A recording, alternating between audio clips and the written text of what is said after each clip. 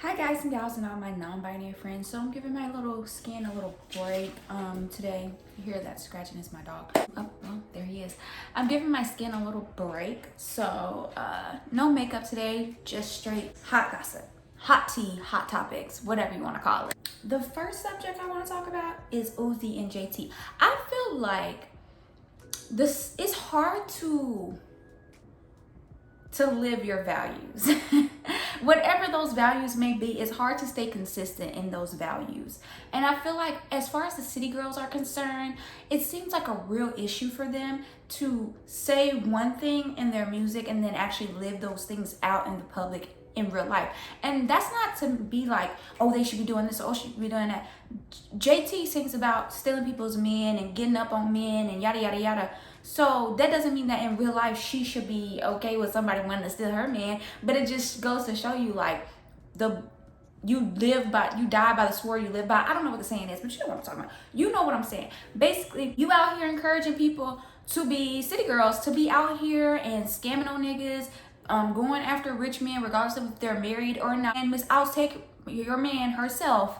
You know what I'm saying? So don't be surprised when people are out here taking your man as well. And it's so funny because Cardi B was like singing a Beyonce song and she was making a joke. She had this video on her live and she was like singing it, and then she did her own little twist and she was like, I'll F on your man, I'll F on your man. And then she like, wait, let me stop before somebody F on my man, because the truth is, anybody can get it. You sitting here saying that you will cheat, you'll take somebody man, oh, your man will be better over here, oh, I'll give your man back and he won't even want to go back to you, then don't be surprised when your man does the same thing to you. You know what I'm saying? So it's just very interesting, like watching the city girl, JT in particular, just be seen like she was such a bossy bitch. You know what I'm saying? She was such a bossy bitch. And then she got on live with Nicki Minaj, and Nicki Minaj is literally like, nah, say that shit you was saying on the phone. Like, say that stuff you was saying on the internet. You know what I'm saying? She's like, oh, I don't want to. And Nicki's like, no, do it. You know what I'm saying? It's kind of like, ugh, so cringe, so cringe. And it's, like I said, it's hard to live the values that you spout. It really is, regardless if those values are good or bad or whatever. It's hard to be consistently living values that you spout. And I just think that's my whole thoughts with this whole JT and Uzi and whatever side chick Uzi is dealing with at the moment. You know what I'm saying? Even her being upset allegedly about him talking to Ice Spice. Uzi clearly likes young women and JT is about 30 or whatever. So of course there's insecurity there. On top of the fact that, when y'all get with these abusive, cheating ass men, it's really hard. Now, if they abuse you, I'm gonna feel bad for you, but it's really hard for me to feel bad for, and cheating is a kind of abuse, so I don't know. It's just kind of like, why are you surprised that this man is acting like that? Like he's shown himself to be nothing but that. So I don't know, that whole JT, I don't even know the girl's name, Sinead, I don't know. JT, Uzi, Sinead being like, have you moved back in? Like, it's very much wow. You know what I'm saying? Like, celebrities could get away with a lot more, pretend to have these sort of personas, and then like didn't have to live up to those expectations. But now that we see celebrities all the time on live, on Twitter, on Instagram, on the red carpet, everywhere, you just get inundated with so much celebrity content that it's kind of like, girl, you're not even living that life that you rap about. But it's okay, girl. It's okay. It is okay, you know. We all fall short of our own ideals, and you know, I don't know. It's something. I'm a Sagittarius. It's something real embarrassing about Sagittariuses. I don't know why. Like Nicki is goofy, Taylor Swift is goofy, Miley Cyrus has her goofy moments as well. JT is like goofy, like something really sinister about a famous Sagittarius woman. I hate to say it. I hate to say it. These the heteros are constantly embarrassing themselves while also telling everybody that we should want to aspire to whatever they got going on. Because there's a viral video going around where men are literally asked basic, simple stuff you should have known since like the third date. You know what I mean? If you were serious about this girl, 3 months in, you should know this. Like, and you're talking about you've been married to this person for years. You've been dealing with this person for years. You don't even know her birthday. You don't even know her birthday. And it gets worse than that, because not only do you not know this person, not only do you not know her hair color, her eye color, her birthday, You got this. It's just like women constantly coming to the internet on TikTok, white women specifically coming to the internet to be like, oh my God, my husband is such an incompetent, stupid asshole. And then everyone's like, yeah, you're right, he is a stupid, incompetent asshole. And then be like, wait, hold up, you guys clearly didn't get the joke. But it's like, this is no longer, we're not living in everybody loves Raymond according to Jim society. You know what I'm saying? Where the husband could constantly be messing up and it's just seen as this enduring trait, while the wife is seen as a bitch for giving a fuck and wanting their husband to actually give a care about them as well. But it's like, now it's just like, girl, that's not cute. That's not cute. Like, this lady went on the internet and was like, these are all the dumb things my husband did while I was in labor. And one of them is like, I'm in labor and he's asking me to make dinner. That's not cute. That's actually quite traumatic. Oh, I'm in labor and I feel like I'm gonna vomit, so he brings me a dog bowl. Isn't that crazy to vomit in? Oh, I'm in labor and we know the way to the hospital. We go a very easy, straightforward way to the hospital while I'm in excruciating pain about to give birth to my husband's child, and he takes a scenic route that takes longer while I'm in labor. Isn't he just the darndest thing? Oh, I'm also in labor, and he was taking pictures during the whole time, and guess what? My boobs are out, so now my family have several pictures of me exposed. Isn't he just so cute? It's just so ridiculous. He's so fucking stupid. And everyone else is just like, what? Why did you, why? Like, why? You know what I'm saying? I just feel like the standards, even, I'm going to be real with you. Because as a person who's not hetero, the standards for relationships for me seem a very, like, it's just something I can never really fully conform to, because they just, and obviously relationships like religion have been, propagandized. I think that's the word I'm looking for. But every religion and spirituality and relationships all are very personal. So you can customize. They're all mods. You know what I'm saying? You can mod the fuck out of your spirituality. You can mod the fuck out of your relationship, right? And so in that sense, I can get down with that, right? Me and my significant other come together and be like, okay, this is what works for us, regardless of what they say. But the general acceptable behaviors when it comes to certain relationships, it's just like ill. It's just like ick. Like, he forgets our anniversary. Isn't that so crazy? He just cannot remember. But you know what? He remembers when the Super Bowl is every year. Every year. Like, he's just so cute. Like, no. I'm a person, I don't really care about holidays.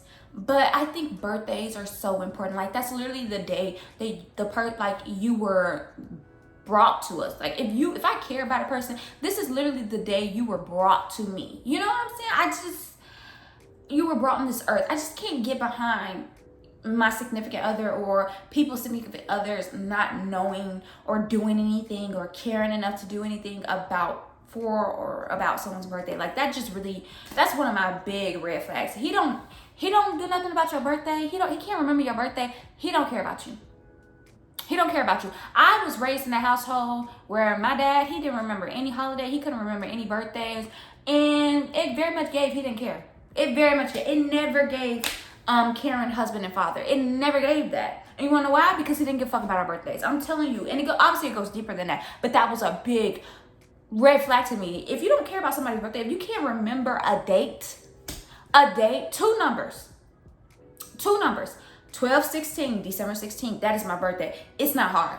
Figure it out. Figure out some kind of fucking code so you can show me that you care about me. That kills me. That is a big ick for me. You get a union, you get a union, you get a strike, you get a strike. Everyone's striking, and I fucking love it. I fucking love it. So recently, I quit my job sometime in April. Yeah, I quit my job sometime in April. Been without a job since then. I just recently started getting jobs in June. Yes, since June, I've gone through 3 jobs. Literally in the last 2 weeks, I went through 2 jobs. That's not the point. The point is, since the pandemic, I spent majority of my time not employed, and going to these jobs and watching how they find any and every way to screw their employees over, whether it's, yeah, we give you free meals, but only $12 worth of a free meal, and really that means that you can't get anything besides a burger, an entree, no sides, no nothing. And it's just like, why are you doing that?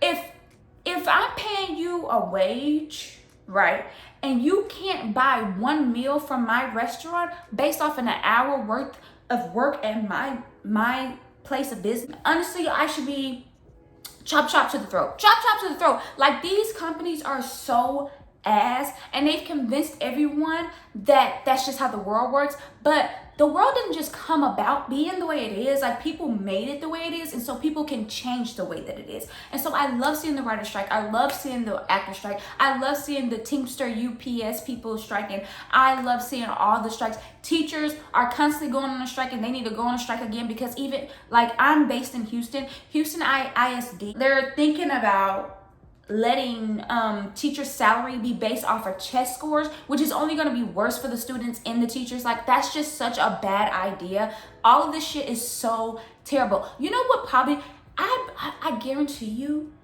every business, every single business, every single industry would benefit and would what's the word, flourish? Is that the word I'm looking for? It doesn't really matter. Would flourish if they paid their people more than $10 an hour. If the base pay, if minimum wage was $20, I promise you, your package would be there on time. A lot of companies, if they pay a livable wage, 9 times out of 10, they're understaffed because they don't want to pay too many people that livable wage. So yeah, you're getting paid $20 an hour, but you're working for 3 other people. You're working for 4 other people. If you employed people to where you could consistently run your business without running people into the dirt and paid them well, I promise you, your business will flourish. I promise your business will flourish, but you don't care. You don't care. You don't think the people who literally run your business, who literally make it to where you can be a successful business owner. I don't know what I'm saying. If you paid them their fucking worth, the world will be a lot better. People want to talk about crime. People want to talk about this and that, homelessness, crime, all this other stuff. And it's all connected to the fact that y'all don't pay people enough. The federal minimum wage is still $7.25, and it is 2023. And I'm paying, and my rent is $19.60 for a 4-bedroom house.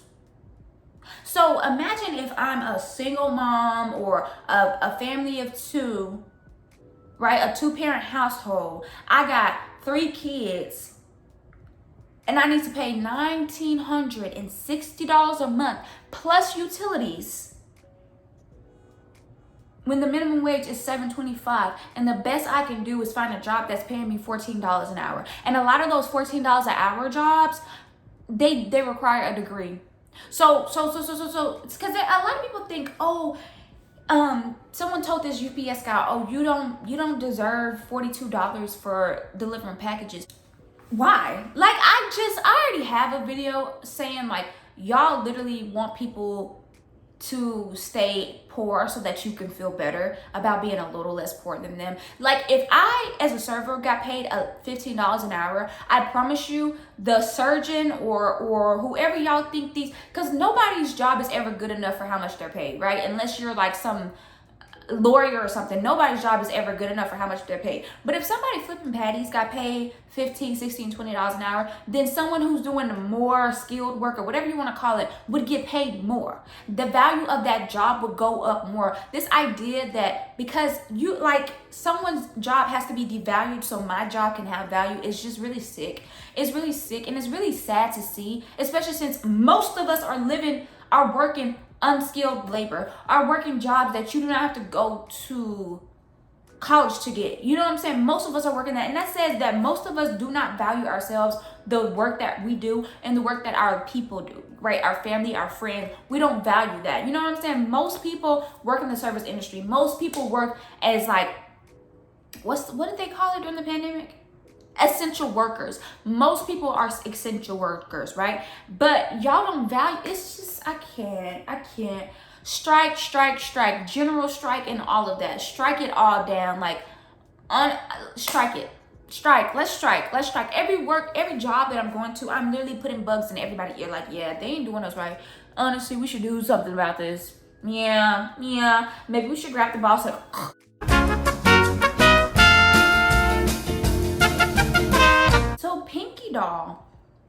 is a S worker and a TikTok. She went viral on TikTok for NPC play.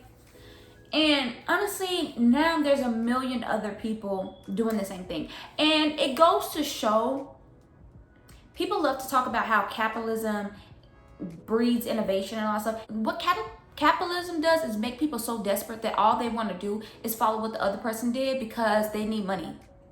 That's all capitalism does. It makes you hop onto every little trend so that you could possibly make money. It doesn't make you don't have time to be innovative. You do not have time to be innovative. iPhone, for example. iPhone, I have an Apple Home, I have an iPhone, I have an iPad, I have AirPods. Even though I'm fucking, they got me, okay? They got me. I am Apple down. But Apple continuously puts out phones every year with little to no innovation towards the phone. They just know that people are gonna buy it. You know what I'm saying? And they're greedy, you know what I'm saying? So instead of taking time, letting people settle with the phone that they just got last year, and maybe waiting 2-3 years to actually develop a phone that's worth somebody paying another thousands of dollars for, they're like, no, we need new money now. I know we're worth like $1 quadrillion, but we need more money. So we're gonna come out with basic non-change phones every year just so that we can get more money. And that's basically what's going on with Pinkydoll. Pinkydoll, as far as I can tell, went viral for a very original context. I even read somewhere that she like studied the GTA models, like how they interact and just to get her acting down. Okay, that is a craftswoman. Okay, she knew what the fuck. She had a vision and she fucking succeeded. Good for her. All these other people, I'm not saying you can't do it, girl, get your bag. But what I am saying is that it speaks to the level of need.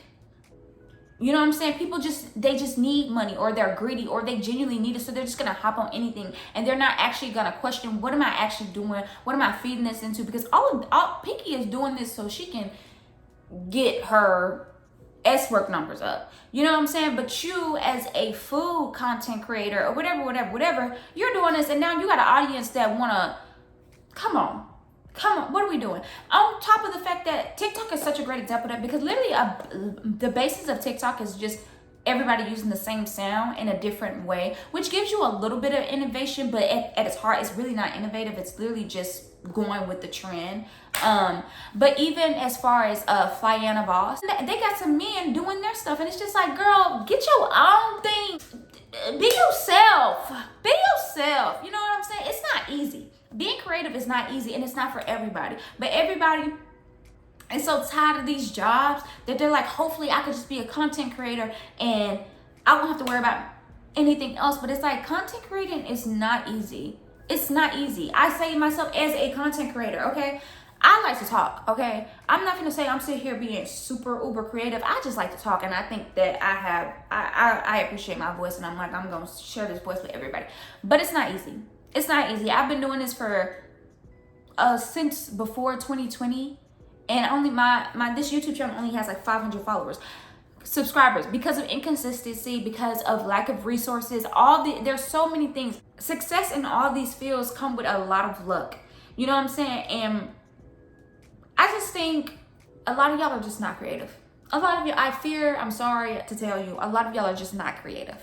Y'all gonna be mad, but it's the truth. A lot of us are not creative, but we don't want to deal with the job market because it fucking sucks. And that's okay. You know, that's why everyone should strike. Yeah, unionize. This motherfucker, strike everything down. Like, burn it to the ground. Kill your masters, for real.